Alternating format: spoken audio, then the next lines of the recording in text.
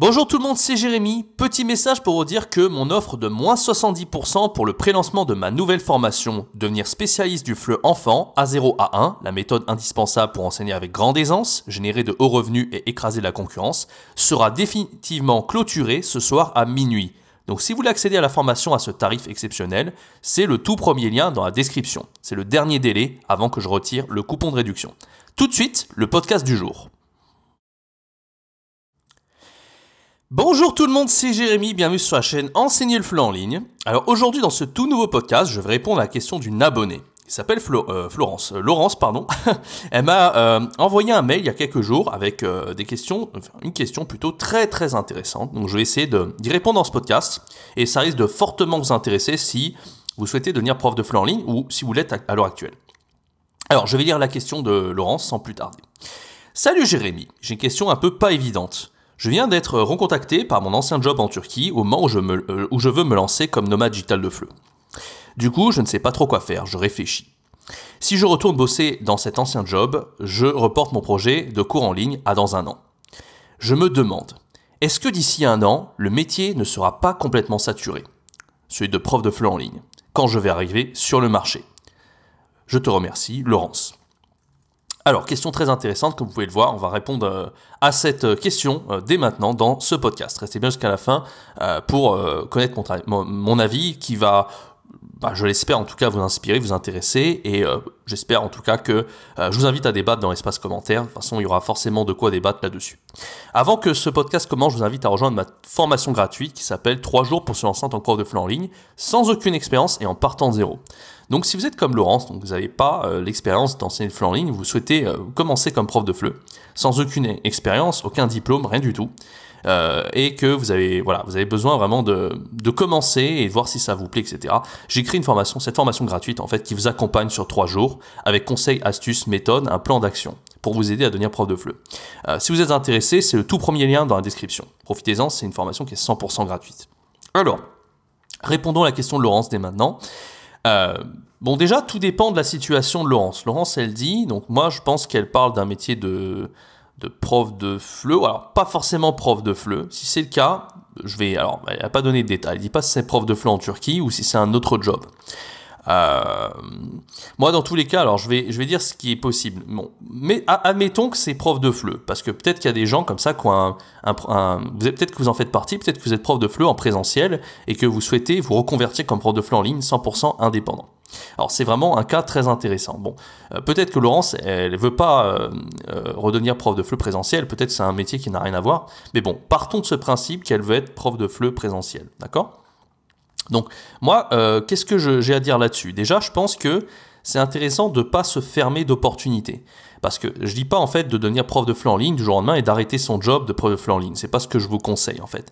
Moi, je vous conseille déjà de garder les deux en même temps si c'est possible, bien sûr pour vous. Si vous travaillez à 40 heures semaine en présentiel, ça risque d'être difficile. Mais si vous faites un job, je dirais, même si vous travaillez 25 heures semaine, probablement vous pouvez vous débloquer quelques petites heures par-ci par-là pour commencer à donner vos premiers cours de FLE en ligne. D'accord ? Déjà, ce qui est important, c'est de savoir si ça vous plaît.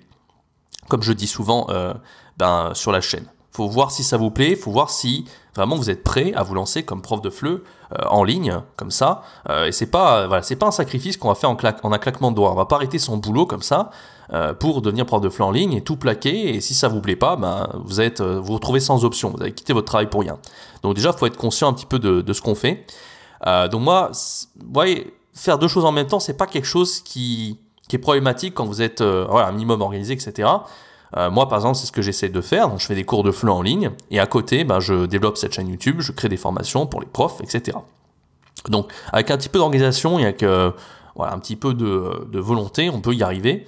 Alors, bien sûr, si vous faites deux métiers qui n'ont rien à voir, hein, si vous êtes, neurochirurgien et que vous souhaitez devenir prof de FLE en ligne, c'est un peu compliqué parce que vous avez deux domaines qui n'ont rien à voir. Arrêter neurochirurgien complètement pour faire que du FLE en ligne, c'est pas une décision qu'on prend à la légère. Mais par contre, comme je le dis, si vous avez fait quelque chose qui est de près ou de loin lié à la découverte de nouvelles cultures, aux langues, etc., ça peut être quelque chose d'intéressant que de commencer à donner des cours de FLE en ligne et faire sa transition petit à petit. D'accord ? Donc moi, ce que je conseille à Laurence, si en tout cas son métier c'est prof de FLE présentiel, c'est déjà d'essayer quelques cours.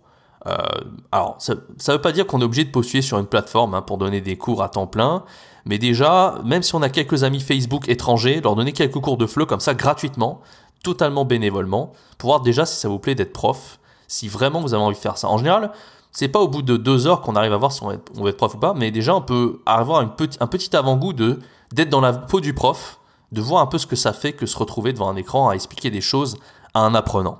Donc c'est pour ça que moi je conseille déjà à la formation gratuite de faire ça, et quelque chose que je recommanderais à Laurence en fait déjà, de voir un petit peu, de tâter le terrain, etc. D'accord ? Donc si à ce moment-là tu essayes ça pendant une petite semaine et tu vois que ça te plaît, pourquoi pas concilier les deux? Si tu es prof présentiel, pourquoi pas essayer d'être prof présentiel et en même temps faire quelques cours en ligne à côté. D'accord ? Voilà, après je vais répondre à la deuxième partie de la question de Laurence. En gros, Laurence, elle demande, est-ce que dans un an, si j'arrête mon boulot dans un an et que je veux devenir nomade digital FLE, est-ce que ça ne sera pas un marché complètement saturé? Alors moi j'ai mon petit avis sur la question. Désolé de bafouiller, là c'est le matin, je viens de boire mon jus d'orange, je bafouille un peu, désolé, il faut que je me réveille. En plus j'ai pas eu une nuit de ouf, mais bon, je vous raconte pas ma vie. Alors bref, le marché saturé, est-ce que ça va être un marché saturé le fait d'être prof de FLE en ligne? Alors moi je pense que non, parce qu'en fait ce qui est important, c'est pas, il pourrait même y avoir des millions de profs. Bon, s'il y avait des millions de profs, ça serait très problématique hein, sur les plateformes, ça serait très difficile de sortir du lot. Et là, plus il y a de concurrence, plus c'est compliqué, c'est sûr, c'est clair. On va pas non plus, ça serait mentir que de dire le contraire. Mais moi, je pense qu'en fait, ce qui fait le succès d'un prof, encore une fois, c'est pas, personne ne sera pareil en tant que prof. Moi, sur la chaîne, je vous apprends des méthodes, des astuces, plein de choses pour progresser en tant que prof, etc. Mais je suis persuadé en fait que tous ceux qui ont appliqué mes méthodes, personne ne fait exactement comme moi je vous l'ai appris. C'est pas possible en fait. On a tous notre personnalité, notre façon de faire, nos préférences, nos goûts, notre expérience, notre personnalité. Donc un élève en fait, quand il cherche un prof, il va toujours chercher quelque chose de singulier. Il va toujours rechercher pas que le prof de FLE juste pour ses compétences, mais aussi pour sa singularité. Moi je pense qu'il y aura toujours de la place pour quelqu'un de différent. Quelqu'un qui a une manière de faire un petit peu qui sort des sentiers battus. Et voilà. Donc, moi, je pense que ça ne sera pas saturé à ce niveau-là en termes de personnes. Il y a toujours de la place pour un nouveau prof de FLE, même sans expérience. Enfin, je pense que c'est pas du tout un problème à ce niveau-là. D'accord ? En plus, par rapport au fait d'enseigner le français, c'est pas un truc qui va s'éteindre du jour au lendemain. Le français, c'est une langue émergente. En termes de locuteurs, on n'est pas loin du milliard de locuteurs dans le monde. D'ici 2050, on sera probablement là, à l'heure actuelle, les chiffres, c'était dans les 900 millions de locuteurs dans le monde. En Afrique, on est très nombreux, etc. Mais en 2050, ça sera à plus d'1 milliard. Donc, le français est une langue très émergente. Elle fera partie du top, là, à l'heure actuelle, elle fait partie du top 5, fera peut-être partie du top 3 en 2050. Donc, le français, en tout cas, l'enseignement du français, c'est vraiment un marché qui est extrêmement prometteur. De toute façon, quand vous vous retrouvez à l'étranger, il y a de fortes chances qu'on vous recrute comme prof de FLE, même si vous n'avez aucun diplôme ni aucune expérience. Parce qu'il y a tellement de demandes, en fait, qu'on en a besoin, que c'est vraiment un vrai besoin, quoi. Le taux d'insertion n'a jamais, extrêmement élevé comme prof de FLE. C'est vraiment les gros avantages du métier. Alors que le taux d'insertion, il est de l'ordre de 90-95%, en fait. C'est-à-dire qu'on est obligé de trouver un boulot quand on a un diplôme de prof de FLE. Donc déjà, il n'y a pas de souci à se faire à ce niveau-là. Ça ne sera pas un marché saturé en termes de... la demande, elle sera toujours là, d'accord ? Et les élèves qui cherchent un prof différent, même s'il y a plein de profs, il y a plein de choix, hein, déjà c'est déjà le cas. Hein. Sur Italki, je crois qu'il y a à peu près 12 000 profs. Bon, sur les 12 000... Moi, il y a plein de moments où j'ai fait des pauses dans les cours, j'ai pris des vacances, etc. Mais à chaque fois que je reprends, il y a des nouveaux élèves qui viennent vers moi, etc.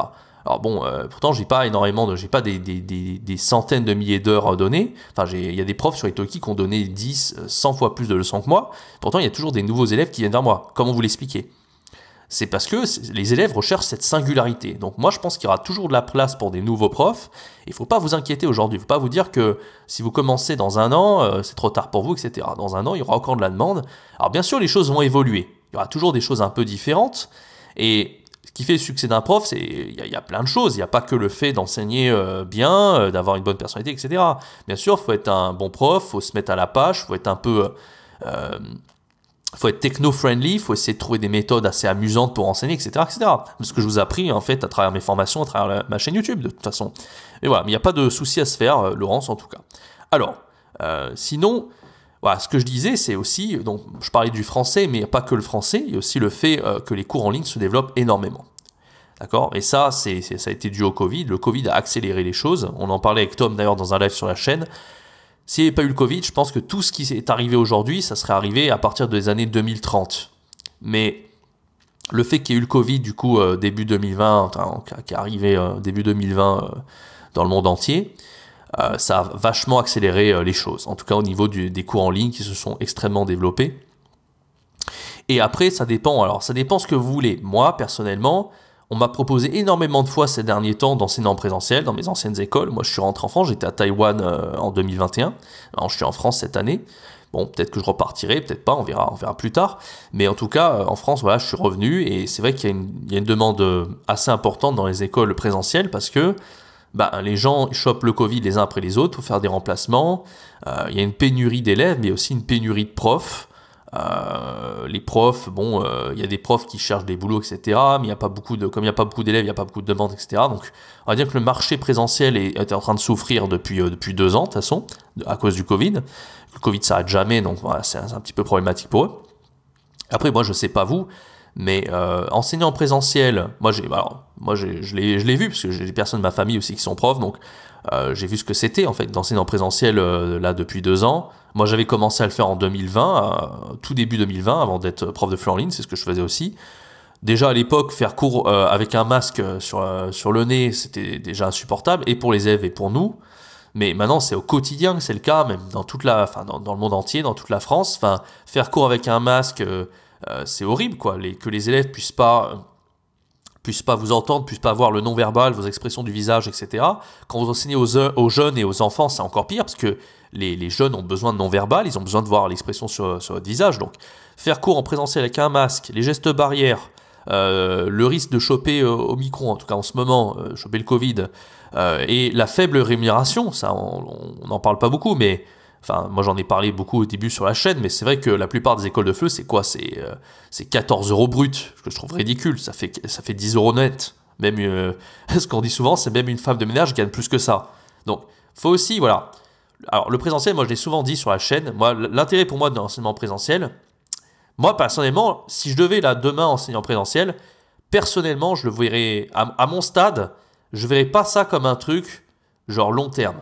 Moi, c'est vraiment des phases. C'est vraiment des phases où je vais enseigner en présentiel parce que je suis examinateur d'ELF-DALF, donc pour me servir déjà de mon habilitation que j'ai eu il y a quelques années, pour m'amuser, voilà, pour faire court, pour sortir un peu de ma chambre devant mon bureau et faire un peu quelque chose de plus vivant, trouver de nouvelles méthodes, expérimenter, gagner en expérience. Bon, l'expérience, j'en ai eu pas mal de ces dernières années, mais voilà. L'idée, c'est trouver de nouvelles méthodes, expérimenter, gagner en expérience. Pourquoi pas faire du DELF-DALF? Mais clairement, pour l'argent, non. Enfin, vraiment mettre de l'argent de côté, etc. Faire ça sur le très long terme, je vous conseille pas. Voilà. Et puis vous voyez maintenant, par rapport à ce que je vous ai dit, par rapport au Covid, mettre un masque, les gestes barrières, tout ça, c'est pas très marrant, quoi. Donc, tout dépend, hein, Laurence, si tu veux faire prof de FLE présentiel, comme on l'a vu avec le contexte actuel, c'est pas très marrant. Alors bon, qu'il y aura plus de Covid, on l'espère, un jour, ça redeviendra comme avant, ça sera fun, etc. Mais on a enlevé le côté fun du présentiel à travers tous ces trucs un peu chiants qu'on nous impose. Et en même temps, vous l'avez vu, la rémunération est vraiment pas élevée. Donc moi, très clairement, je m'exclus pas faire du présentiel du tout. Cet été, je vais peut-être en refaire, etc. Je vous invite à en faire d'ailleurs. Moi, c'est la chose que je vous recommande. En fait, c'est la chose que je recommande d'ailleurs à Laurence. En fait, ça va être la conclusion de ce podcast. C'est que tout dépend, Laurence, toi, de comment tu te sens aujourd'hui, en fait. Si tu sens que voilà, c'est nouveau pour toi l'enseignement du FLE, tu as envie de gagner en expérience, tu as envie de faire tes débuts dans l'enseignement, c'est probablement l'enseignement présentiel qu'il te faut. Moi, je pense pas que tu dois commencer et faire 100% en ligne H24, enfin à temps plein. Parce qu'en fait, pour être un bon prof de FLE en ligne aussi, il faut vraiment être sûr de soi. Moi, ce que je conseille aux profs aussi, c'est ceux qui n'ont pas de diplôme, justement. Ceux qui n'ont pas de diplôme, je leur conseille de faire tuteur sur les plateformes en ligne, de se faire son expérience et après de transiter comme professionnel. Ça, c'est quelque chose qui peut très bien se faire. mais voilà, le présentiel, c'est quand même un excellent moyen de se former de l'expérience, de gagner en compétences et après de devenir un meilleur prof de FLE en ligne.